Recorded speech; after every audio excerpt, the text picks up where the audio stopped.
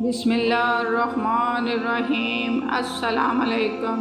حضرت با یزید بسطامی رحمۃ اللہ علیہ ہمیشہ محبت الہی کے دریا میں غرق رہتے تھے اور دل کو مشاہدہ حق میں مشغول رکھتے تھے۔ 12 سال تک جنگلوں میں مجاہدہ نفس کرتے رہے، طائر لاہوتی کے مقام پر فائز تھے اور فنا فی اللہ کی منزل میں یہاں تک گم تھے کہ جس طرف حسن ازلی کا مشاہدہ کرتے اور جس طرف نگاہ اٹھاتے جلوہ حسن یار نظر آتا تھا۔ فرمایا، جس چیز کو میں 12 سال تک بیابانوں میں ریاضت کی مشقت میں تلاش کرتا رہا وہ میں نے گھر میں آسانی سے حاصل کر لی۔ یعنی ایک رات والدہ نے مجھ سے پانی طلب کیا، میں نے گھڑے میں دیکھا پانی نہ تھا، میں نے سراہی میں دیکھا پانی اس میں بھی نہ تھا، چنانچہ چشمہ سے پانی لایا، واپس آیا تو والدہ سو گئی تھی۔ میں پانی کا پیالہ لے کر والدہ کے سرہانے کھڑا رہا۔ والدہ صاحبہ تہجد کے لیے بیدار ہوئی، مجھے کھڑا دیکھا تو فرمایا، با یزید کیوں کھڑے ہو؟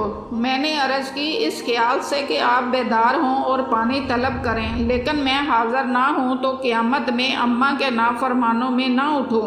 والدہ نے تہجد کی نماز پڑھ کر دعا کی، اے میرے اللہ، میرے بیٹے با یزید کو میری اطاعت کے صلے میں وہ چیز عطا کر جو اس کو 12 سال تک ریاضت و مجاہدہ سے بھی نہ مل سکی۔ بس پھر کیا تھا، ادھر ماں نے دعا کی، ادھر میرے حجابات اٹھ گئے، سینہ کھل گیا اور میرے دل میں دریائے حقیقت و معرفت کا دریا موجزن ہو گیا۔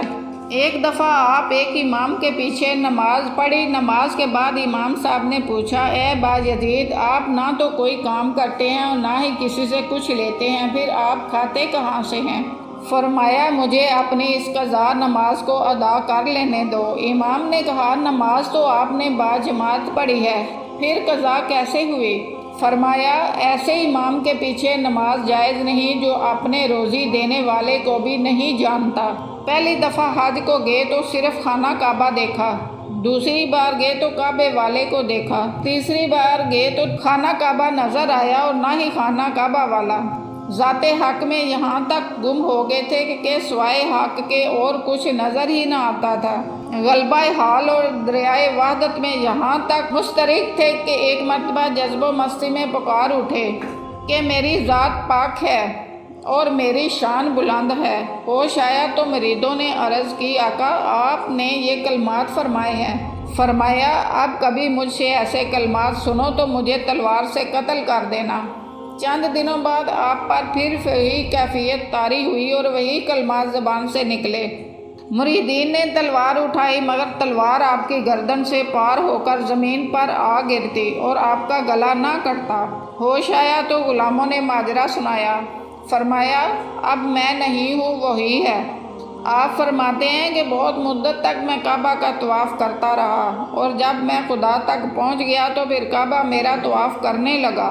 لوگوں نے سوال کیا، یا حضرت فرض کیا ہے اور سنت کیا ہے؟ فرمایا، اللہ تعالیٰ کی محبت فرض ہے اور ترک دنیا سنت ہے۔